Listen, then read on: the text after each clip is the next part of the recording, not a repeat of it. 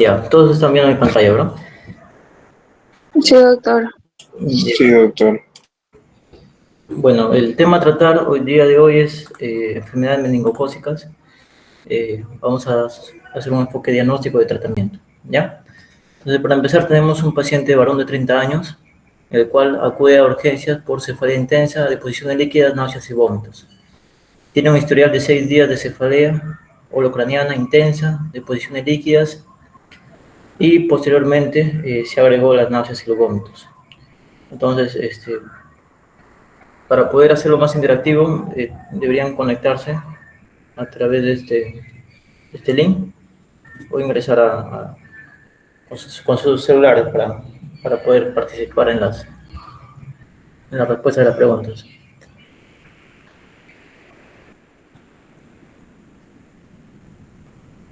Entonces, lo primero que tenemos que hacer es ampliar nuestra anamnesis, ¿verdad?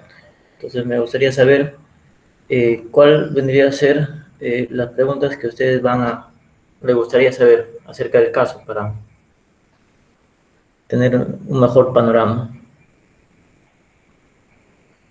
Ya, tienen que unirse, ya sea con sus celulares o entrando a este link y copiando este código.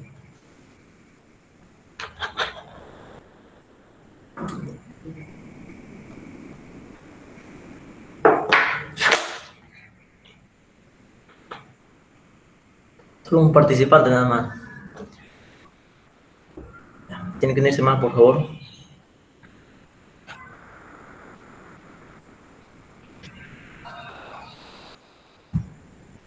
Me avisan si no se pueden conectar, ¿ya?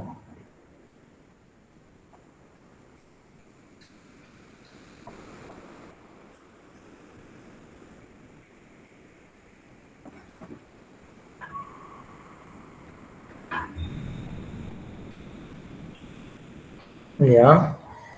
La frecuencia de las deposiciones, ya, muy bien. Si ha tenido episodios previos de cefalea, muy bien, muy buena pregunta.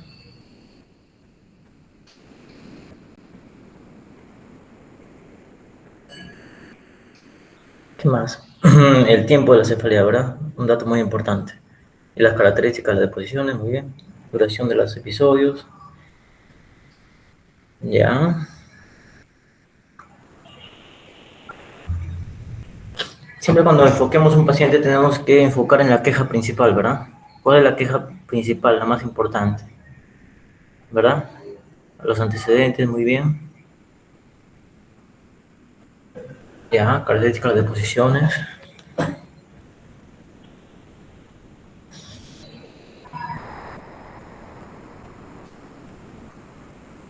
Ya, si hay algún atenuante o un desencadenante de la cefalea, ¿verdad?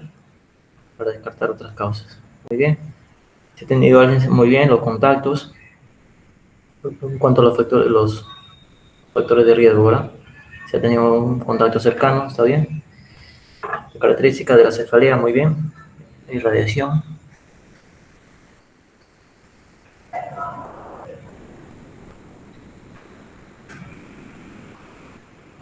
Ya, creo que todos hemos enfocado muy bien las preguntas y estamos buscando algún factor desencadenante, ¿verdad? Entonces, lo primero que tenemos que hacer es eh, buscar puntos claves que nos puedan sugerir ciertas patologías, ¿verdad? El tiempo es una de las puntos claves muy importantes en cualquier sintomatología que presente el paciente, ¿verdad? Entonces, vamos a ver acá. Entonces, ¿cuáles son los puntos claves en la cefalea que debemos evaluar rápidamente? El tiempo, ¿verdad? Todos coincidimos. Entonces, no es igual una cefalea reciente que una que ya es un episodio antiguo, ¿verdad? Y lo importante es determinar si hay signo de alarma. Si el inicio es hiperagudo, o sea, minutos, horas. Si lo sí está acompañado de signos o síntomas neurológicos, ¿verdad? El paciente tiene alteración del estado de conciencia, está desorientado, somnoliento, entonces es un signo de alarma, en la cual nos puede indicar que el paciente puede tener una hemorragia subaracnoidea, por ejemplo, una emergencia médica, ¿verdad? Erupción cutánea también es otro dato muy importante a la hora de tener en cuenta. Un paciente con cefalea y erupción cutánea es una emergencia, ¿ya? Como vamos a ver en las siguientes diapositivas. Y después buscar signos y síntomas asociados, ¿verdad? Fiebre, náuseas, vómitos. Me pueden sugerir una causa infecciosa, ¿verdad? La presencia de fotofobia, escalofríos también. Y luego buscar el factor de riesgo, ¿verdad? Una comorbilidad, alguna medicación, viajes, contacto con personas, hábitos, ya sea sexuales, uso de drogas endovenosas. Todas esas cosas nos ayudan a nosotros a tener una mayor idea, ¿verdad? Entonces es importante el tiempo, los signos de alarma, síntomas asociados y factores de riesgo, ¿verdad? Muy bien, ahora, en cuanto al relato, el paciente niega un signo de alarma, ¿verdad? No tiene focalización neurológica, el paciente no tiene hemiparesia, el paciente no está convulsionando, no tiene fotofobia, el paciente no tiene un estado neurológico, ¿verdad? Alterado. Y también niega la presencia de un exantema, alguna lesión dérmica. Entonces, esos son datos muy importantes que hay que poner en la historia. Y en cuanto a los antecedentes, el antecedente importante, ¿verdad? Una comorbilidad muy importante. El paciente es VIH. Entonces, de fondo estamos frente a un paciente que tiene la inmunidad celular alterada, ¿verdad? Y mucho más si el paciente ha abandonado el tratamiento antirretroviral. Entonces, este es un paciente que hay que tener mucho cuidado. Ya la cefalea no es una simple cefalea, ¿verdad? Es una cefalea aguda, reciente, ¿verdad? Y es un paciente con VIH, entonces es un paciente que necesita una mayor evaluación. Ni alergias, y bueno, menciona su estado de inmunidad completa contra hepatitis B y influenza. En cuanto a ocupación, también es otro dato muy importante que tenemos que rescatar en la historia clínica. Trabaja como obrero en una empresa textil, ¿verdad? Empresa textil en Gamarra.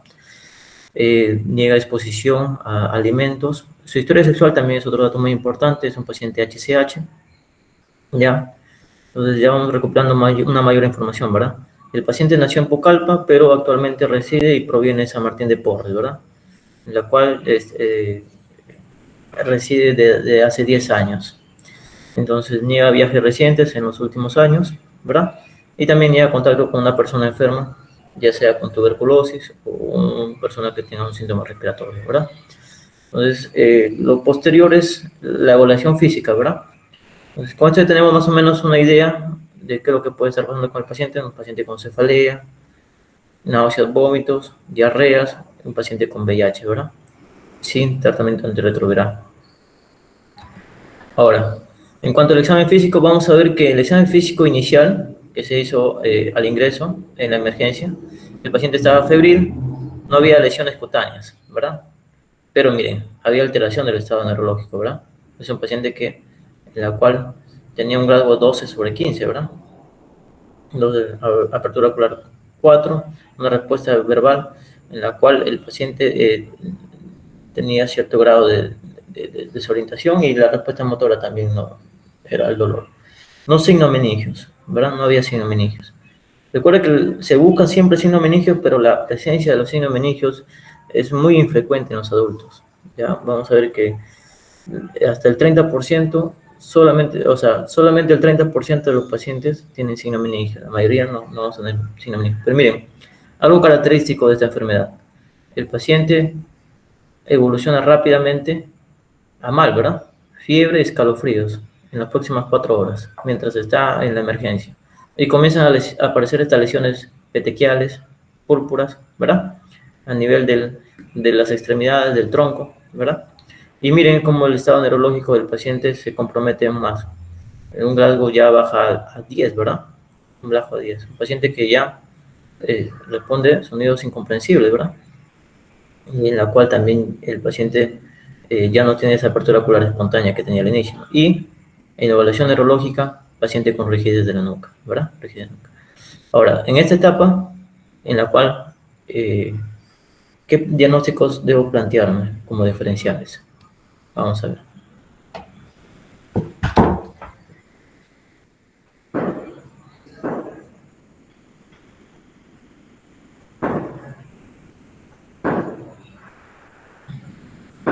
No hay ningún conectado.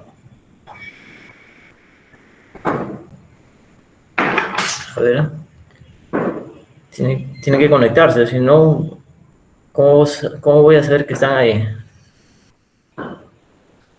Acá no importa que nos equivoquemos. Yo lo que quiero es que ustedes se vayan entrenando con pacientes reales. Es la manera más, se podría decir la mejor manera para poder estudiar. Ya, muy bien, meningitis. Hay que pensar en bacterias oportunistas, muy bien. Excelente.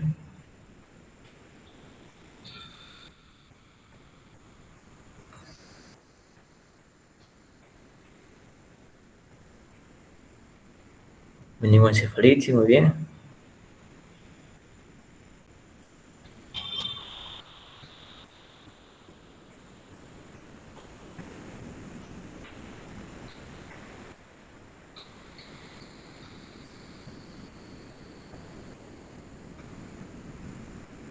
Neuralgia de trigémino. A ver.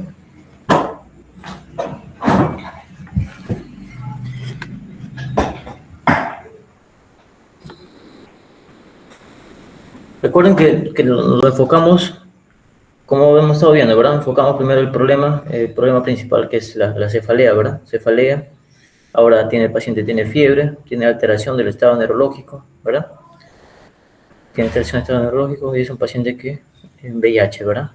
Entonces, mi síndrome principal vendría a ser una meningocefalitis, ¿verdad? Una meningocefalitis. Muy bien. Una meningoencefalitis aguda, ¿verdad? Hay alteración, hay inflamación de la meninge, ¿verdad?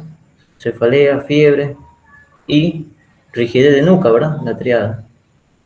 Y a eso, alteración del estado neurológico. Y a eso le sumamos en un paciente con VIH, acciones oportunistas, estaba muy bien. Y en las causas etiológicas tenemos las diferentes causas, ¿verdad?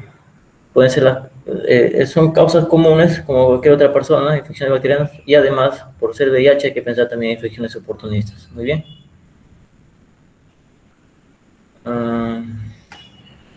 ¿Ya? Bueno, la mayoría estamos respondiendo muy bien. Entonces, enfocamos el problema, planteamos nuestro síndrome principal y en base a ello armamos nuestras impresiones diagnósticas, ¿verdad? Y nuestros diferenciales. Muy bien. Vamos a ver acá. Solo 12 nada más están respondiendo, los demás.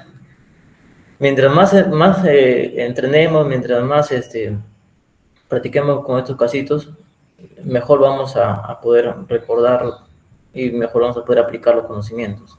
¿Ya? Mejor vamos a poder aplicar los conocimientos. Bueno, no hay nadie más que quiera responder. Ya, hay que tratar de conectarse, ¿ya? Este es en esta imagen con su celular. Y si no podemos con el celular, podemos ingresar a este link. ¿Ya? A este link.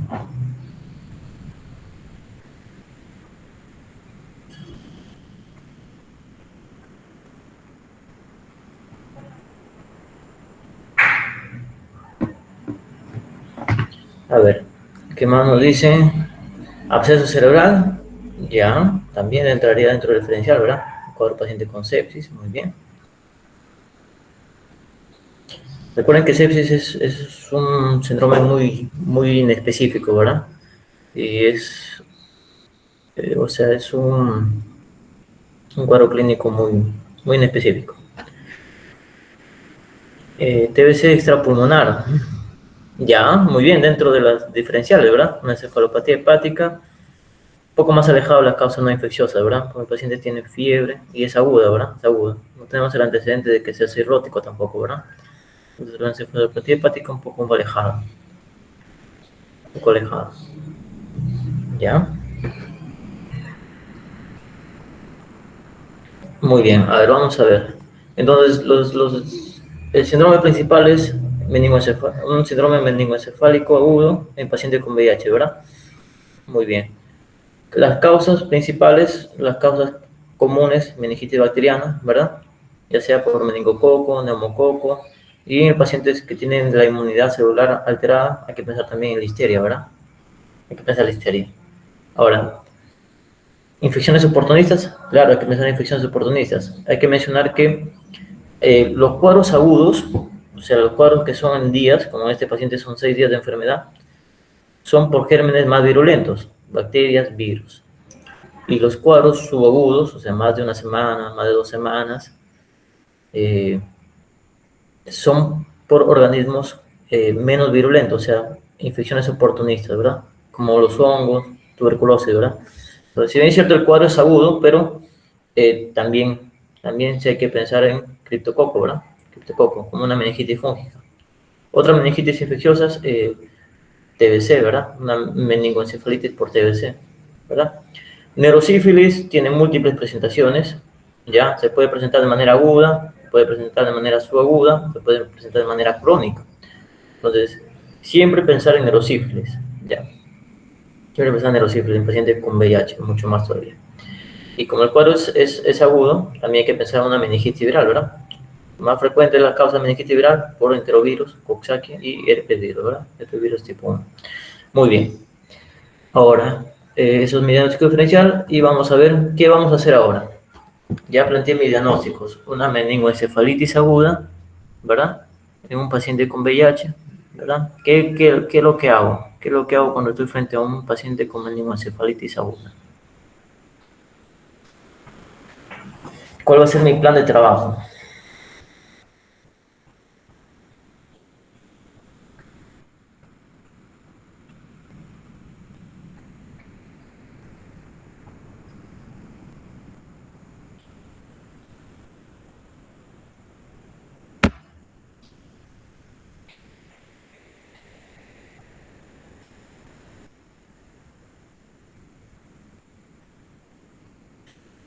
Tratar los problemas neurológicos. Ya, eso es muy general, hay que ser más específico. Imagínate que este paciente lo estás atendiendo. ¿Cuál va a ser tu plan de trabajo? Iniciar antibióticos de manera empírica. Ya, muy bien. Antibióticos de amplio espectro. Muy bien. Tomografía. Muy bien. ¿Qué más? ¿Qué más? ¿Qué más vamos a hacer? ¿Qué más vamos a hacer? Punción lumbar. Ya, muy bien.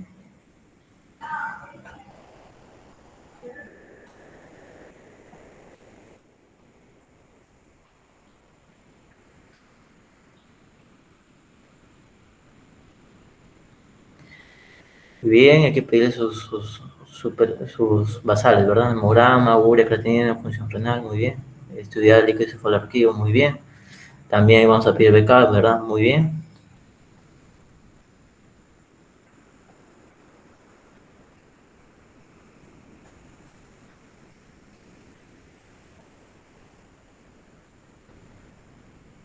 ¿Qué más? ¿Qué más vamos a hacer? Solo 7 nada más. ¿Qué está pasando con los demás? Están volando para las demás preguntas. A estabilizar al paciente. Muy bien. El paciente está con un cuadro de alteración del estado de conciencia, ¿verdad? Hay que estabilizarlo. Muy bien. Hay que estabilizarlo. Entonces, al ABCD, ¿verdad? Al ABCD. Colocar la hidratación. Se amerita su oxígeno. Muy bien. Excelente. Y pedirle sus basales. Ya. Hemocultivos. Excelente. Y pedir hemocultivos, ¿verdad? Si es que el paciente está desaturando, hay que ponerle oxígeno, ¿verdad? Si es que cae más su estado de conciencia, y cae más, hay que intubar, ¿verdad? Hay que darle soporte oxigenatorio. Muy bien. Entonces, este es un paciente en la cual, como vemos, la evolución ha sido rápida, de manera tórpida, ¿verdad? El paciente que rápidamente ha empeorado, el cuadro clínico ha empeorado, ¿verdad? Su estado neurológico ha caído, ha comenzado a hacer fiebre, han comenzado a salir lesiones dérmicas, petequias, púrpuras en el cuerpo, resonancia magnética, ¿ya?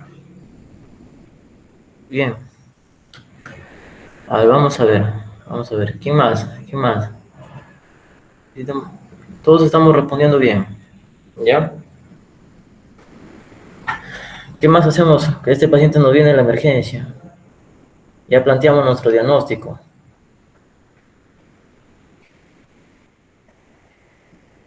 Entonces, y nuestro paciente se nos está muriendo. Nos está muriendo.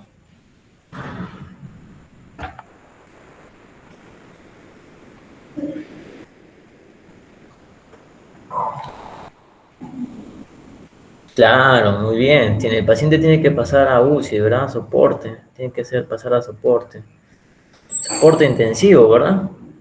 Y monitorizar también la PIC, ¿verdad? La presión intracraneal, controlar la hipertensión intracraneal. Muy bien, excelente. Excelente, es un paciente que tiene que pasar a soporte intensivo. Muy bien. A ver, hay dos respuestas más. Monitoreo de signos vitales, muy bien. Hay que valorar la posibilidad de intubar al paciente. Excelente. Estamos muy bien.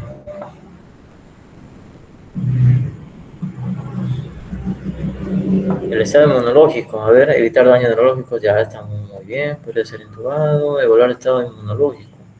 Claro, hay que pedirle su CD4, pero esas son cosas que se pueden pedir también, pero hay que correr la emergencia, ¿verdad? Están muy bien, todos están haciendo muy bien. Ya vamos a ver cuál vendría a ser el algoritmo de un paciente que tiene meningitis, ¿verdad? Entonces, si yo sospecho de una meningitis, ¿cuándo sospecho meningitis? Cuando hay esta tetrada, ¿verdad? Tetrada. Fiebre, hay cefalea, signo meningio, ¿verdad? Nistagmo, meningio, ¿verdad? Signo meningio, ¿verdad? Rigidez de nuca, el signo meningio más frecuente. Muchas veces los signos meningios no van a estar presentes, ¿verdad? Pero el paciente va a tener fiebre, cefalea y alteración del estado neurológico, ¿verdad? Entonces ahí pensamos en una meningitis, ¿verdad? Entonces lo primero que tengo que preguntarme es, una vez tengo que hacer el ABCD, como hemos visto, pero tengo que preguntarme si el paciente tiene alguna contraindicación para hacer la punción lumbar, ¿verdad? Porque yo quiero rápidamente, ¿cómo confirmo o descarto mi meningitis cuando tengo un líquido cefalorraquídeo patológico, ¿verdad? Entonces tengo que hacer una punción lumbar para obtener ese líquido. Entonces, ¿cuáles vendrían a ser las contraindicaciones para yo hacer una punción lumbar? Que mi paciente, o sea, si yo, ¿cuáles vendrían a ser las contraindicaciones para yo, antes de hacer punción lumbar, tener un estudio de imagen? Es que un paciente esté inmunosuprimido, ¿verdad? Paciente inmunosuprimido como paciente con VIH, primero la tomografía, después la punción lumbar, ¿verdad? Primero la tomografía, después la punción lumbar.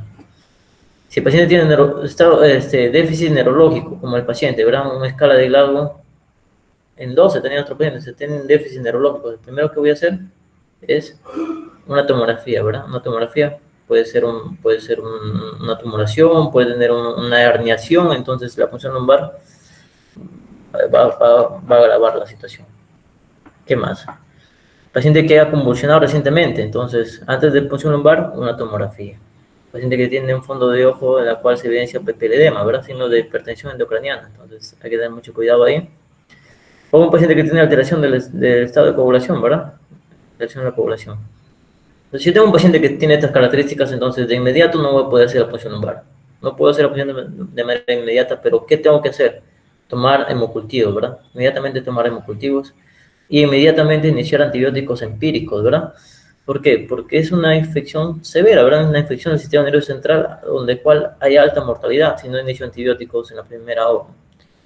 Inicio antibióticos empíricos y también inicio dexametasona por la inflamación, ¿verdad? Se inicia conjuntamente. Incluso se puede iniciar antes la dexametasona, el paciente va a hacer la tomografía y regresa y se le inicia el antibiótico, ¿ya? O simultáneamente se le inicia ambos. ¿Por qué? Porque el germen más frecuente de meningitis es el neumococo, ¿verdad? El neumococo. Entonces, se ha visto que usar dexametasona en meningitis por neumococo mejora el pronóstico, ¿ya? Entonces, este paciente que inmediatamente, si tiene alguna contraindicación para hacer la punción molar de manera inmediata, tengo que tomar los cultivos, iniciar antibióticos y corticoides y tomar la tomografía. Y la tomografía no hay contraindicación, o sea, no hay signos de herniación, ¿verdad? Es una tomografía normal en la cual no hay signos de herniación, entonces hago la punción lumbar, ¿verdad? Hago la punción lumbar.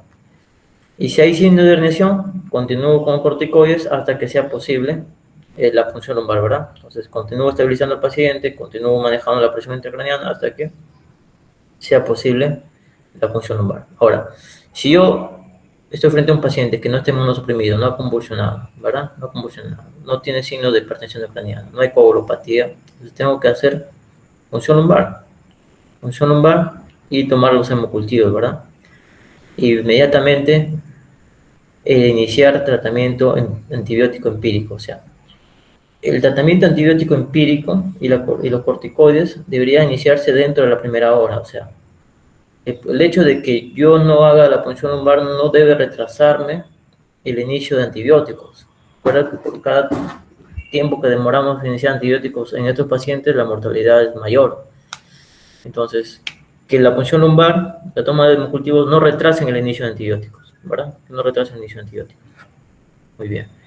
Entonces, y yo tengo mi resultado de la punción lumbar y me indica que es una meningitis, continuar el tratamiento, y el resultado del cultivo y del GRAM es el que me va a decidir si continúo o no con corticoides, ¿verdad? Si el GRAM me sale que es neumococo, continúo con corticoides. Si me sale que es meningococo, suspendo corticoides, ¿verdad? O me sale que es otra causa, suspendo, ¿verdad? Depende. Si me sale que es TB, continúo corticoides, ¿verdad? Continúo corticoides. ¿Por qué los corticoides es importante en neumococo, en tuberculosis? Por el proceso inflamatorio que se genera cuando las bacterias comienzan a morir, ¿verdad? Las bacterias comienzan a morir, liberan factores de virulencia, en las cuales aumentan la inflamación y vemos que el cerebro es un compartimento cerrado, ¿verdad? Aumentar la inflamación ahí genera mayor daño neurológico, ¿verdad? Entonces, pacientes con meningitis por neumococo, pacientes con meningitis por TB, continuados corticoides, ¿verdad? Y si le tomo y si mis resultados me indican que el líquido no está alterado, entonces descarto la meningitis, ¿verdad? Descarto la meningitis. Muy bien. Ahora, siguiente pregunta. ¿Cuál de los siguientes antibióticos empíricos deberíamos iniciarnos, verdad? Ya tengo mi diagnóstico, le pedí todas las pruebas que debo solicitar.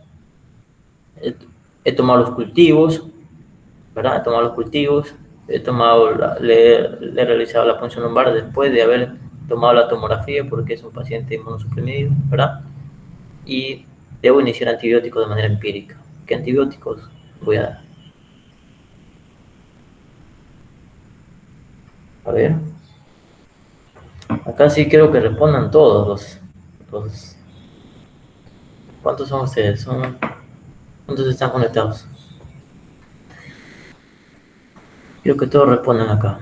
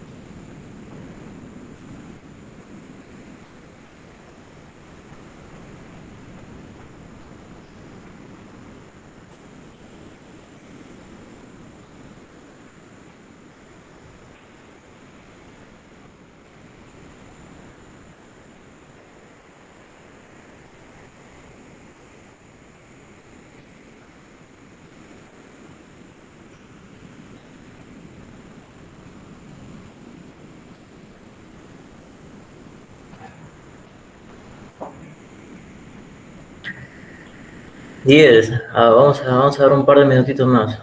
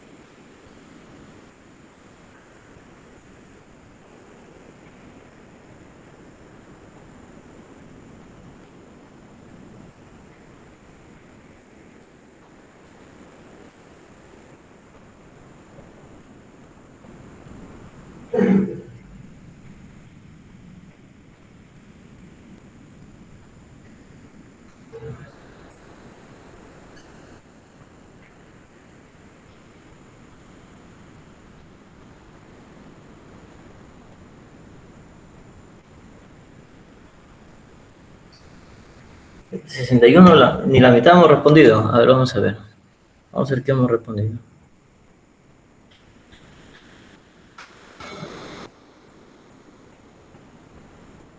Ya, bueno, la mayoría ha respondido vancomicina, ampicilina, ceftriaxona, ¿verdad?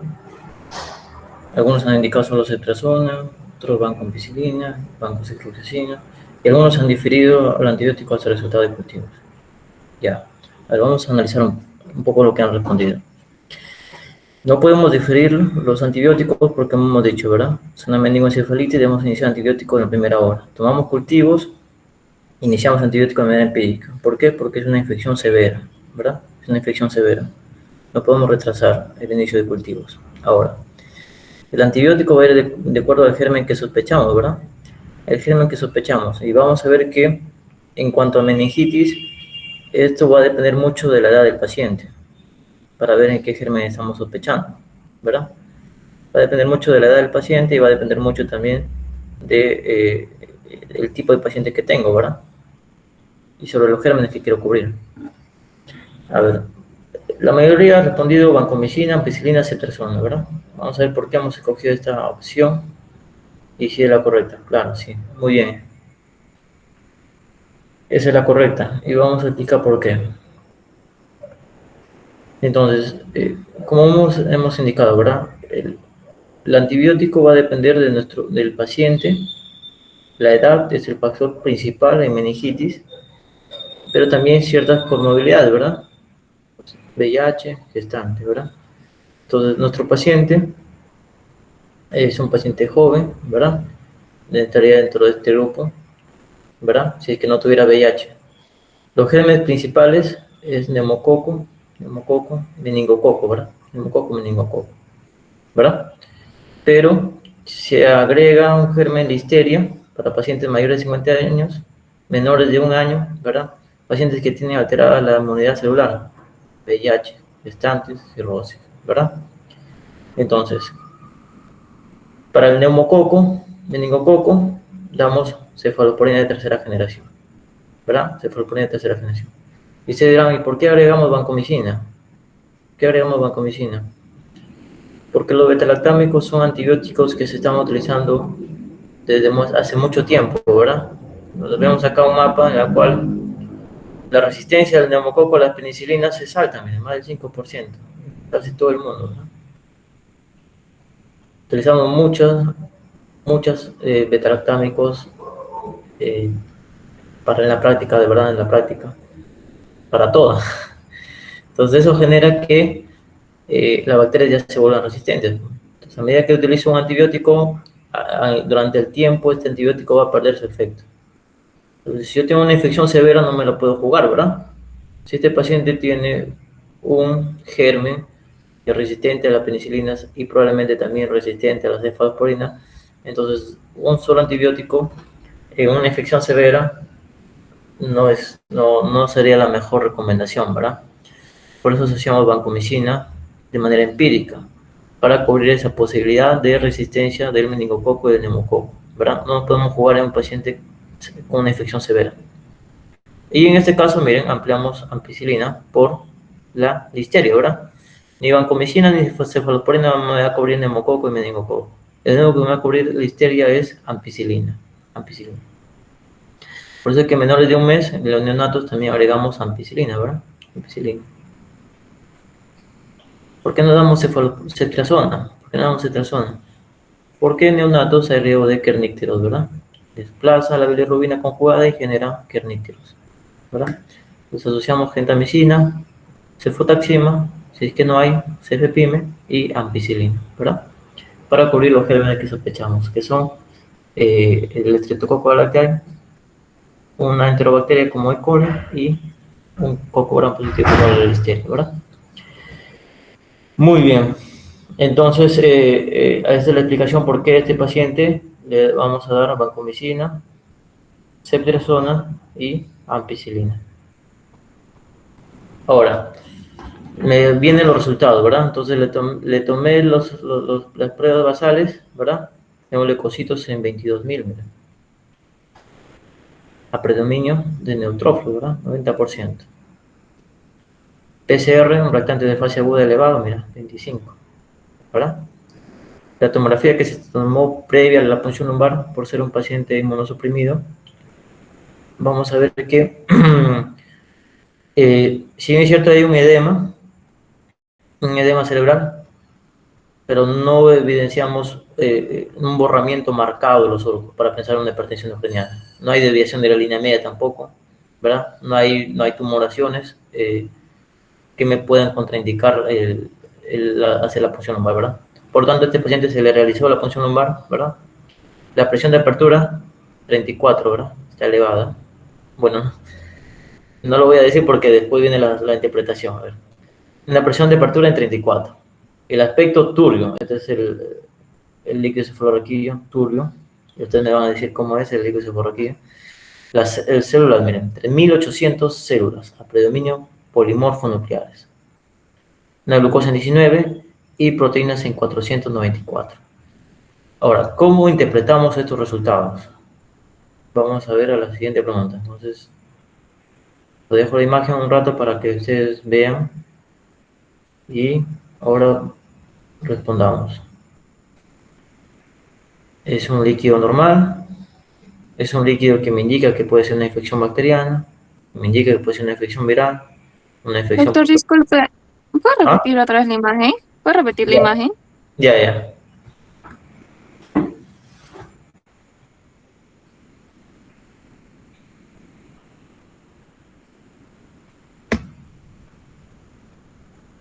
Ya, doctor, gracias.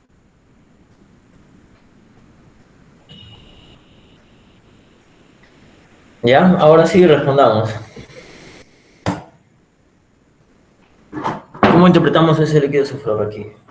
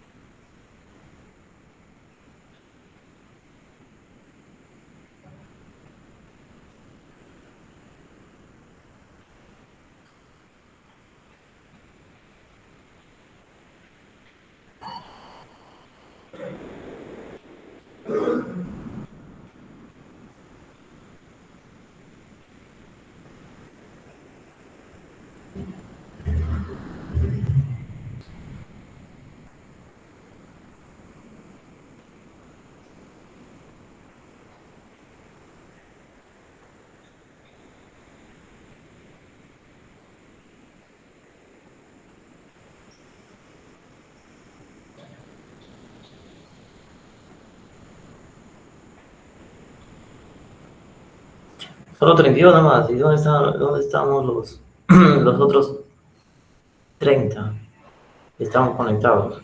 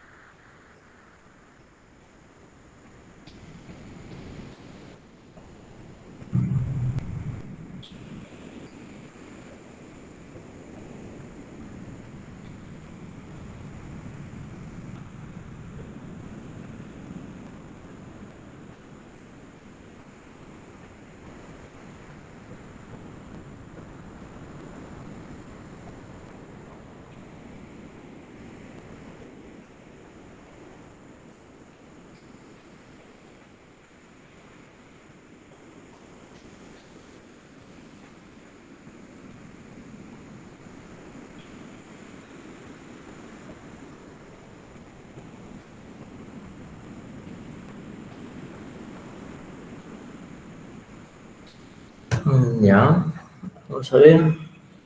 Creo que todavía nos hemos conectado mal, ¿verdad? Ya. A ver, vamos a ver qué han respondido la mayoría. Bacteriano. Hay algunos que piensan que es viral, otros que es tuberculosis. Muy bien. Ya, vamos a ver. Entonces es importante determinar cuáles son los valores normales de un líquido cefalorraquídeo para poder determinar, ¿verdad?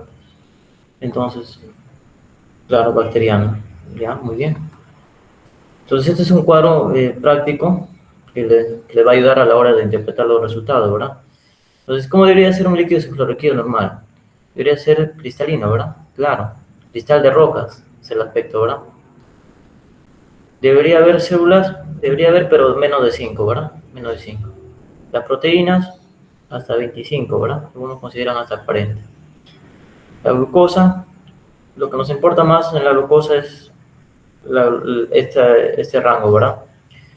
La glucosa en LCR y la glucosa en suero. Por eso es que siempre, cuando se hace la punción lumbar, también se hace un hemoglucotex para tener este valor. Que sea más de 2/3, esto es lo normal, ¿verdad? Lo normal. El ácido láctico, en algunos casos se pide, en otros casos no se pide, ¿ya? No es, o sea, hay ciertas condiciones en las cuales se pide, pero no es un resultado que lo vamos a tener siempre, es un resultado que muchas veces no lo vamos a tener. Pero lo importante son estos 5 que he mencionado al inicio. Ahora, que el aspecto sea turbio quiere decir que hay bastante célula, ¿verdad? Turbio, bastante celularidad. Y los líquidos cefalorraquídeos por agentes bacterianos se caracterizan por tener un montón de células. Algunos llegan a más de 1000 células. En nuestro caso, nuestro paciente tuvo 3000, me parece, ¿verdad? 3000. Entonces, alta celularidad, sugestivo de proceso bacteriano, ¿verdad? Las proteínas también están elevadas, más de 100, miren, hasta 500 llegan en algunos casos, ¿verdad? Glucosa baja, también es algo característico de procesos bacterianos. Y cuando hablamos de viral, no hay mucha celularidad, por lo tanto el líquido es claro, en unos casos es ligeramente turbio, ¿verdad? Pero lo que predomina acá son los linfocitos, a diferencia de el bacteriano que predominan polimorfos nucleares, ¿verdad? Muy bien, entonces es otro dato característico también. ¿A predominio de qué son las células? Polimorfos, mononucleares o linfocitos, ¿verdad? Las proteínas, hay una elevación de proteínas, pero es ligera, ¿verdad? Es ligera la elevación de proteínas. La glucosa también puede estar normal, ¿ya? Y cuando es tuberculoso, vamos a ver que es poco turbio, también hay celularidad, ya no es tanto, pero también hay celularidad, pero a predominio de linfocitos, predominio de linfocitos. Proteínas están también elevadas y la glucosa también está baja, ¿verdad? Entonces el dato que nos va a diferenciar es la presencia de los polimorfos nucleares en caso de bacteriano y linfocitos en caso de bacterias, ¿verdad? Bacterias y virus. Algo característico de tuberculosis y hongos es que hay un descenso de la glucosa. Se comporta como un bacteriano. La glucosa está baja. En cambio, la viral, la glucosa está normal. Muy bien. Ahora, en este paciente se tomó los cultivos, ¿verdad? Y a los cultivos se le hizo un grano. Recuerden que es importante siempre solicitar un grano porque es un resultado que lo vamos a tener de manera rápida. Para que yo tenga un resultado de un cultivo, va a demorar 3 días, 5 días, 3 días en lo mejor de los casos, 5 días, 7 días, si es que es una bacteria resistente. Pero el gram me va a salir inmediatamente, ¿ya? Incluso en el mismo día lo puedo tener resultado de gram, o al día siguiente ya tengo un gram, ¿ya? Miren, en el gram, esto es lo que se evidencia.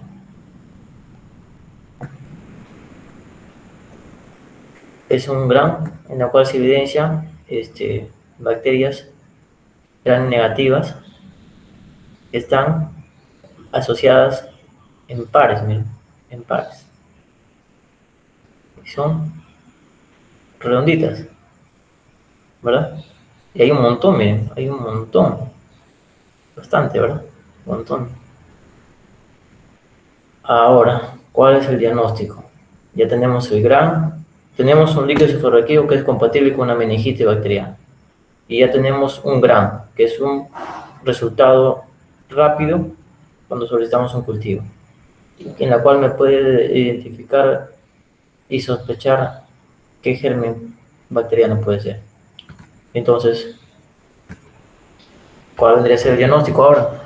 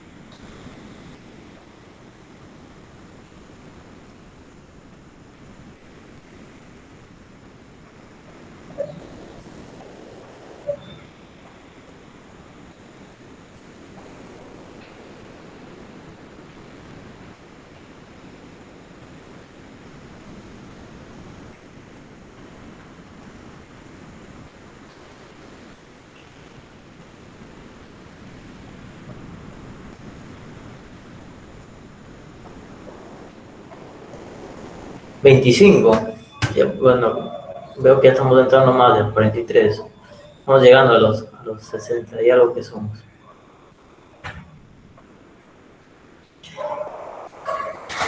Ya, a ver, vamos a ver qué respondió la mayoría.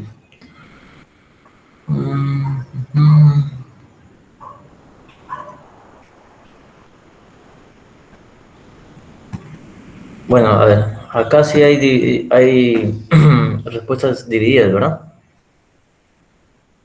Neisseria meningitis, Streptococcus pneumoniae, Listeria monocytogenes. Ya, como vemos, el grano es un resultado rápido que lo vamos a tener y hay que saber interpretarlo, ¿verdad? Entonces, las bacterias se van a clasificar por su coloración, ¿verdad? Gran positivo, gran negativos, ¿verdad? Eso ya lo hemos visto en microbiología, me parece. Pero también se van a clasificar por su morfología, ¿verdad? Hay bacterias que son cocos, otros que son como bastones, son bacilos, y otros que tienen una forma cilíndrica, intermedia, ¿verdad? Cocobacilos, ¿verdad? Y hay otros que tienen otras formas más peculiares, ¿verdad? Espirales, como si croquetas. Muy bien. Pero en este caso tenemos un gran negativo, que tiene una forma redonda, o sea, es un coco gran negativo, ¿verdad? Un coco gran negativo, que está distribuida en pares, ¿verdad? Está distribuida en pares, ¿verdad? Pares, pares, pares, pares. Entonces, con eso ya no podría ser un neumococo, ¿verdad? Porque el neumococo es un gran positivo. Ya no podría ser Listeria monocytogenes, ¿verdad? Porque es un gran positivo, ¿verdad?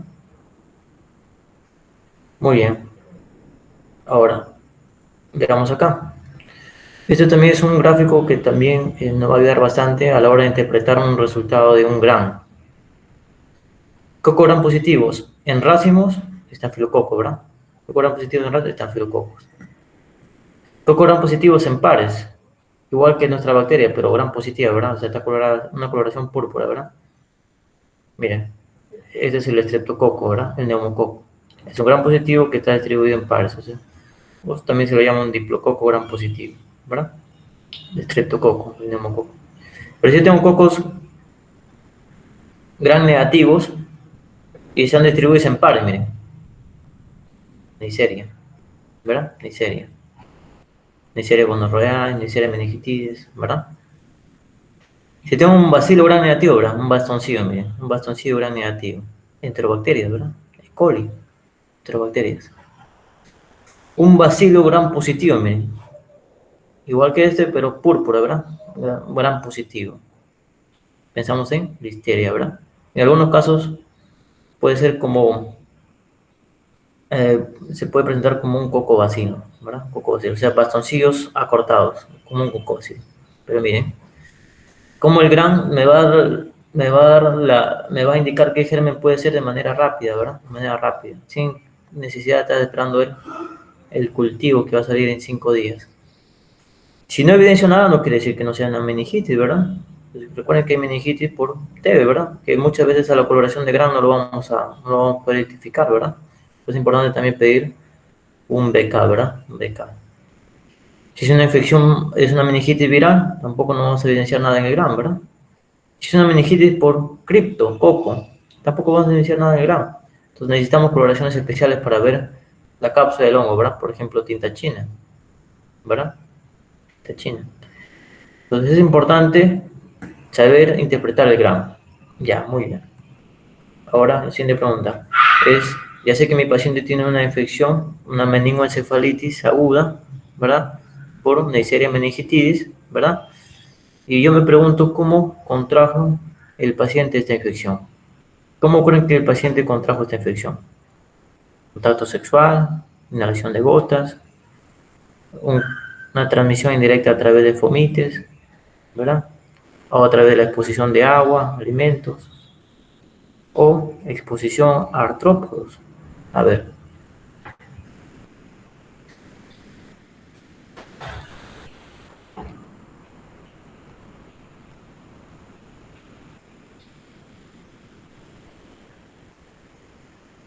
¿cómo llegó esa bacteria al cerebro?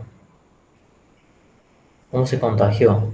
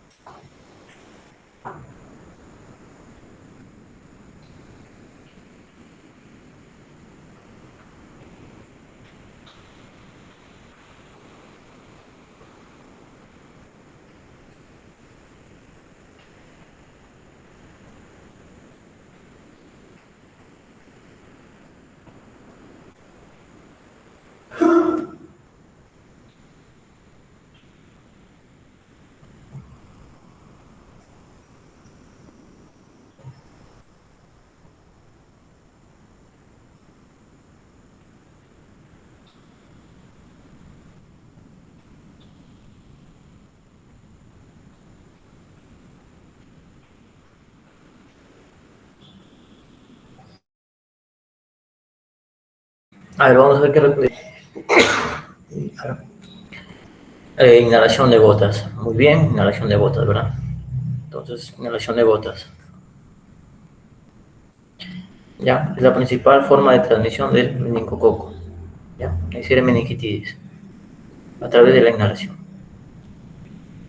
Una vez que coloniza las fosas nasales, en pacientes susceptibles va a generar infecciones invasivas, ya sea una bacteriemia o un cuadro de una meningitis, ¿ya? Como vamos a ver en continuación. Ahora, ¿hubo alguna manera de prevenir esta infección mediante vacunas? ¿Alguna otra medida? Es fácil nada más la respuesta. ¿Se puede prevenir la Neisseria meningitis por vacunas o no? ¿Existen vacunas para prevenir meningitis por Neisseria? Claro, no, no pensamos mucho, ¿verdad? Solamente tenemos dos respuestas, ¿sí o no? Nada más.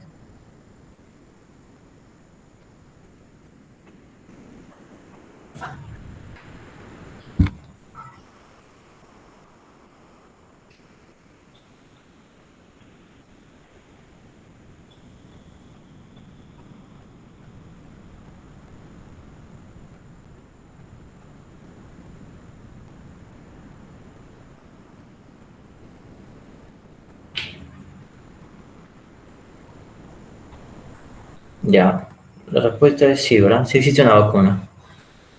Sí existe una vacuna que está indicada en el Plan Nacional de Vacunas de ciertos países en los cuales esta enfermedad es endémica.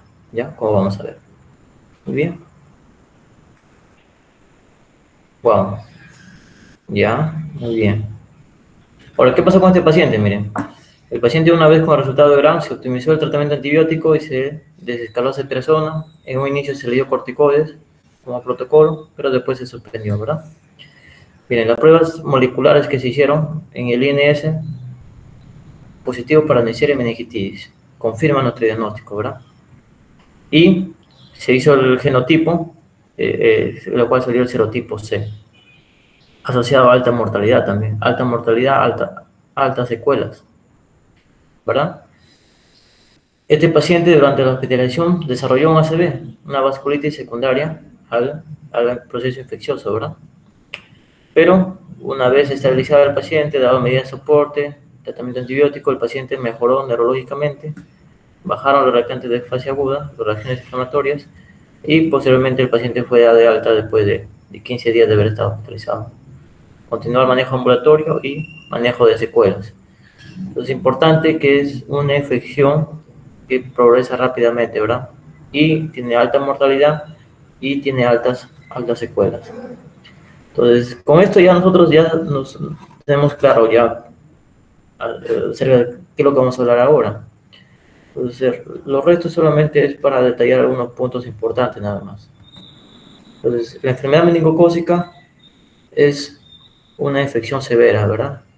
En la cual, como nuestro paciente, el paciente va a venir por una meningitis aguda y en algunos casos va a venir por un cuadro de sepsis, una bacteremia, también conocido como una meningococcemia fulminante, que tiene alta mortalidad, miren, hasta el 20%, o sea, 1 de cada 5 personas con meningitis van a fallecer.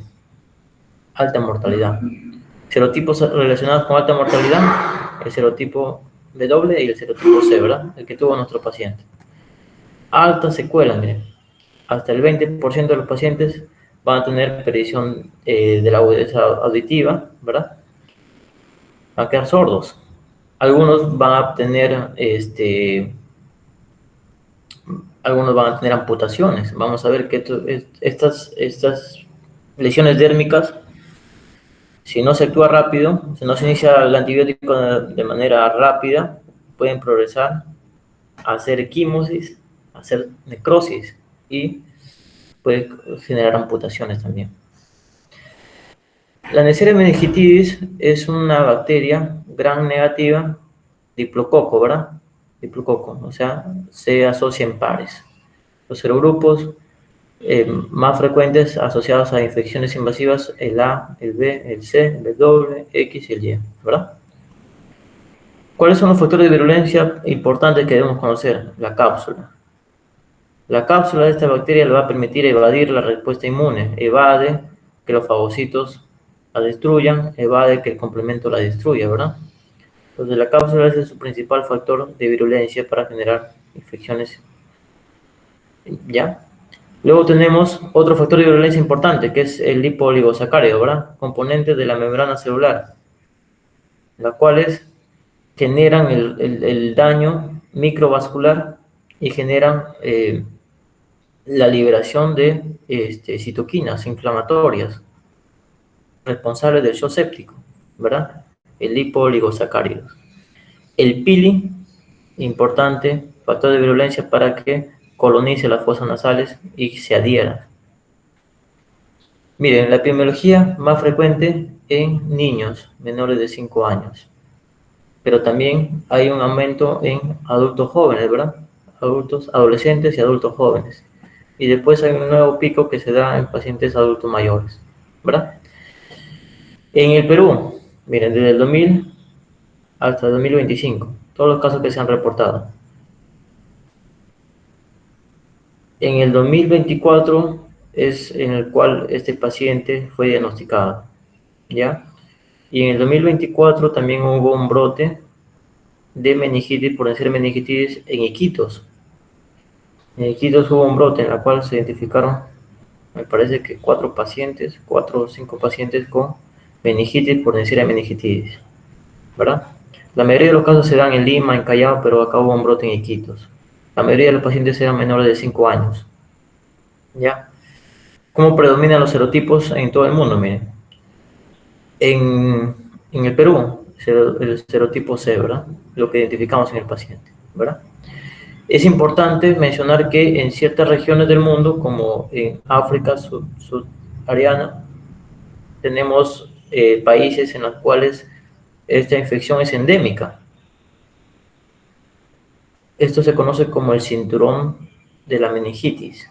Países que van desde Senegal hasta Etiopía, en los cuales se reportan alta incidencia de infecciones por Neisseria meningitidis, y es en donde se da la vacunación a estas personas. Ahora, vamos a ver que la Neisseria meningitidis coloniza la mucosa de la nasofaringe, ¿verdad? Coloniza la mucosa de la nasofaringe, ¿verdad? ¿Cómo se adquiere? A través del contacto, ya a través del contacto con gotitas aéreas. Pacientes que, por ejemplo, han estado expuestos a migraciones, a viajes a zonas endémicas, paciente que ha viajado a África, o paciente en la cual se ha expuesto al hacinamiento, o sea, está en contacto estrecho con múltiples personas. En nuestro paciente, el factor susceptible es que este paciente trabajaba en una textilería, ¿verdad? Estaba en bastante contacto con muchas personas en Gamarra, ¿verdad? Entonces, ahí se pudo haber expuesto. Ahora, la mayoría de las personas se vuelven portadores. Entonces, el único portador de la Neisseria meningitidis es el humano.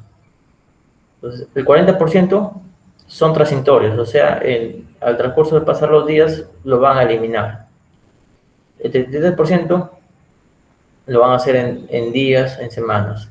Pero hay un 25% de personas que van a ser portadores, que lo van a portar de manera prolongada, por meses, ¿verdad?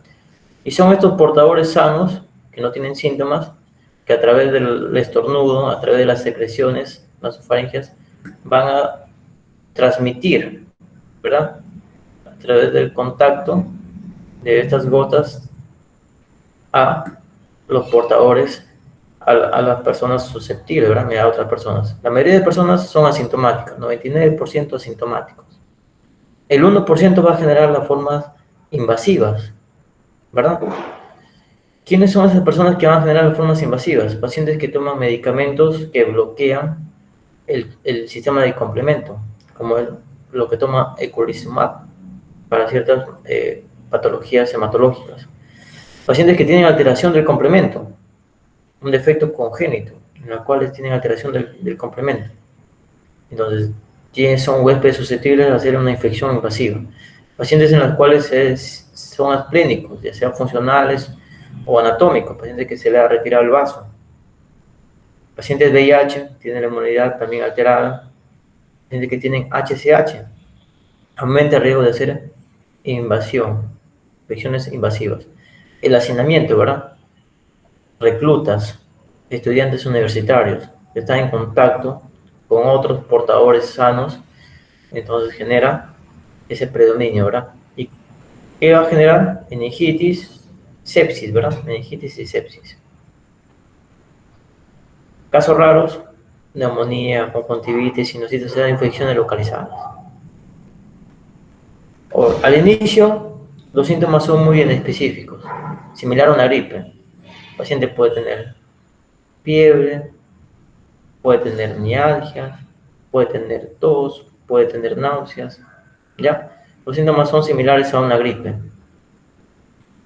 Pero posteriormente vamos a ver que el síndrome puede ser una meningitis aguda. Ya hemos visto, ¿verdad?, cuáles son los principales síntomas y signos: cefalea, fiebre, alteración del estado de conciencia y los signos meningios, ¿verdad? Cabe mencionar que la tríada clásica de fiebre, rigidez y alteración del estado de conciencia solamente está presente en el 30% de los pacientes. O sea, que el paciente no tenga signos meningios no quiere decir que no sea una meningitis, ¿ya? Muchas veces va a tener cefalea, fiebre y alteración del estado de conciencia. como es el que hemos visto en nuestro paciente. Pero en otro grupo de personas van a generar meningococcemias, o sea, cuadros sépticos, que van a iniciar con dolores intensos en piernas. Posteriormente vamos a ver frialdad, cambios de coloración de las extremidades y de manera más tardía vamos a encontrar hipotensión. En casos raros, otras infecciones, ¿verdad? Neumonía, artritis, ¿verdad? Conjuntivitis, epiglottitis, uretritis, son casos atípicos, infrecuentes. La mayoría de los casos, meningitis aguda o una meningococcemia. En algunos casos van a tener una meningitis y también van a tener una meningococcemia. Ahora, ¿qué es lo característico de la meningitis, Neisseria meningitis? Es el rash.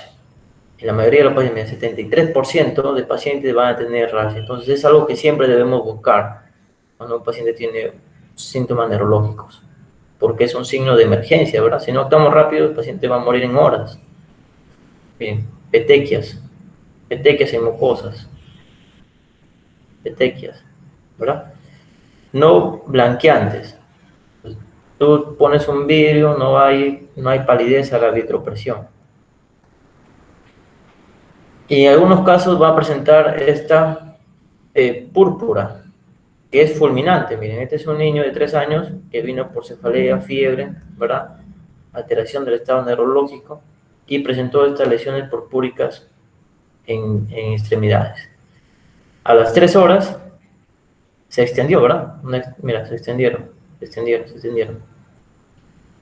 A las siguientes horas se comenzó a necrosar. Necrosis, ¿verdad? En los casos severos, el paciente termina con amputación, ¿verdad? Hay bastante tejido desvitalizado y esto queda con secuelas, ¿verdad? Bastantes secuelas. Posteriormente ya, si no se trata, el paciente puede cursar con una coagulopatía intravascular diseminada y puede fallecer. ¿Cómo se hace el diagnóstico? Ya vemos que el diagnóstico se hace con el aislamiento del microorganismo, ¿verdad? Ya sea por un cultivo o por una prueba molecular, en este caso un PCR. Las pruebas moleculares tienen la ventaja de tener resultados inmediatos. O sea, hago mi punción lumbar y a las 2 horas ya puedo identificar mediante una prueba PCR qué germen es y también puedo determinar el serotipo, ¿verdad? ¿Qué serotipo es? Entonces, en 2 horas yo ya tengo resultados. Mira, lo que es un gran que me demoraría 4 horas, 6 horas, o un cultivo que me demoraría 5 días, con una prueba molecular lo determino rápido. Y las pruebas moleculares, si el paciente inició antibióticos, igual voy a tener resultados con las pruebas moleculares. O sea, el paciente que ha iniciado antibióticos y se ha demorado la toma de cultivos, entonces no va a estar afectado el resultado. Hemocultivos y cultivos de líquido cefalorraquídeo, donde vamos a aislar el germen, ¿verdad? Miren, la especificidad y la sensibilidad más del 90%, diagnóstico rápido y también me da la tipificación. En cambio, los cultivos, si yo doy antibióticos y a la hora tomo hemocultivos, no puede crecer nada, puede ser un cultivo estéril, miren. O sea, por eso es importante obtener los cultivos rápidos, pero que la toma de estos cultivos no demore el inicio del tratamiento antibiótico, ¿verdad? Los cultivos son positivos más en líquido cefalorraquídeo y en menor proporción en hemocultivos. Miren, la mitad de hemocultivos van a salir negativos. ¿Qué es lo que voy a encontrar? Diplococo gran negativo, ¿verdad? Y el líquido cefalorraquídeo característico es una pleocitosis, o sea, un aumento de leucocitos a predominio de polimorfos nucleares, glucosa baja y proteínas altas, ¿verdad? Proteínas altas. El tratamiento, antibióticos intravenosos de manera en la primera hora y el soporte también, ¿verdad? El antibiótico de elección, ceftriaxona, como tratamiento dirigido, ¿verdad?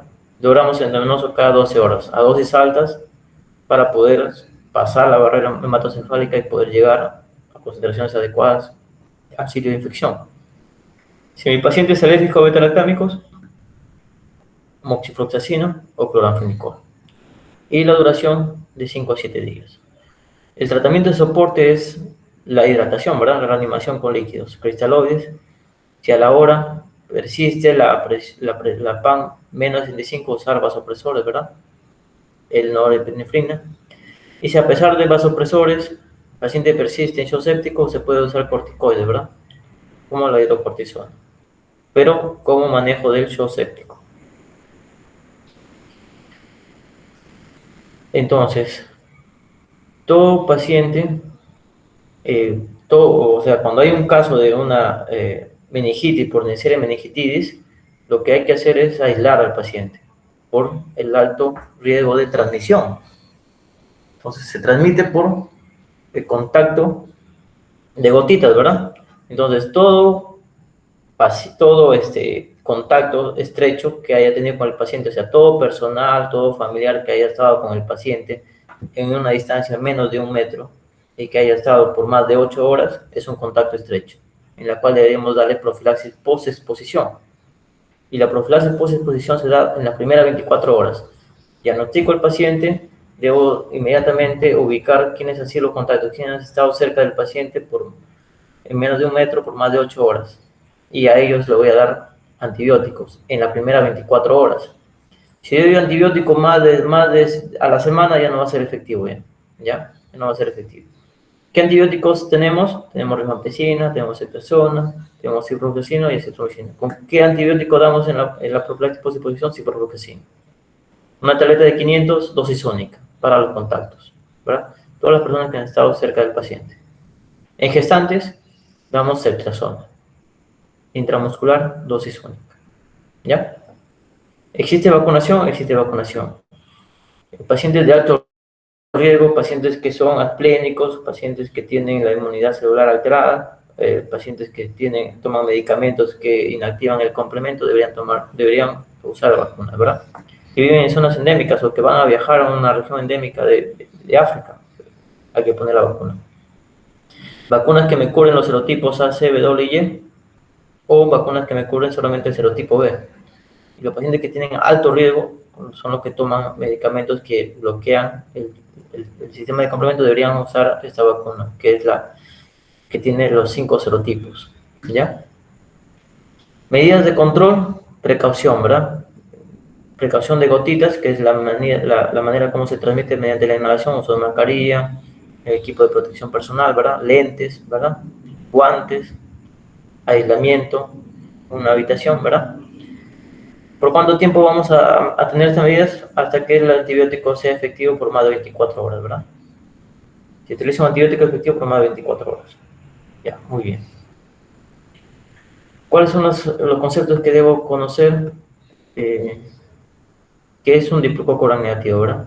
Y infecta exclusivamente a humanos. Y la transmisión principal es vía aérea.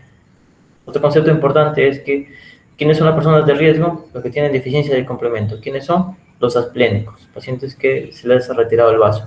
Pacientes con VIH y pacientes que están en hacinamiento. Los pacientes que son reclutas, los estudiantes universitarios que están en contacto con muchas personas, entonces ellos tienen mayor riesgo de adquirir la infección. Principalmente la clínica, ¿verdad? Fiebre, meningitis en algunos casos, sepsis fulminante. El exantema petequial es lo que deberemos buscar siempre en todo paciente con meningitis, ¿verdad? Porque su evolución es rápida a un cuadro de una coagulación intravascular diseminada. Tratamiento es ceftriaxona y la prevención es el aislamiento del paciente, quimioprofilaxis a los contactos con ciprofloxacino y la vacunación para pacientes que tienen alto riesgo. ¿Alguna pregunta, alguna duda?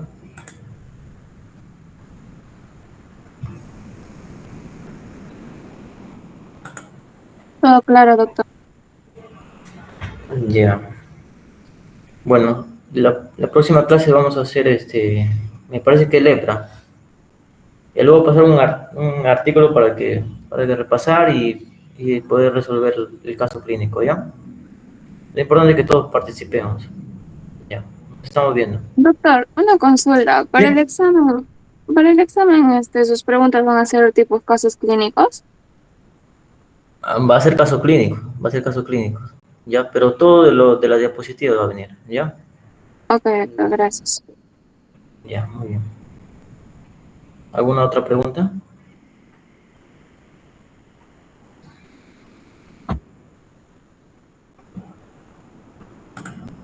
No, doctor.